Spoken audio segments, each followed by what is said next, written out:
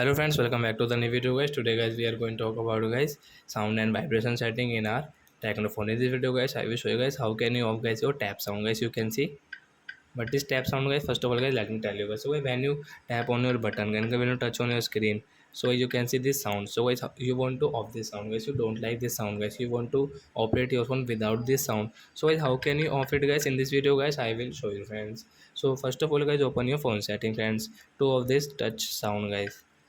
So we will on it, and guys you can say sound and vibration setting friends. Tap here and scroll, and friends now you can see guys this touch sound guys, this icon friends right side guys. Tap here to off the sound. So guys you can see guys this sound will not work guys, you can operate your phone without this sound guys. You can see guys this sound will not work guys, then guys you cannot listen guys your tap sound in your technophone.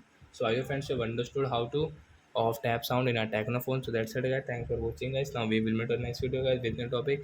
Before going guys, please go and like my video, subscribe my channel. Bye bye friends.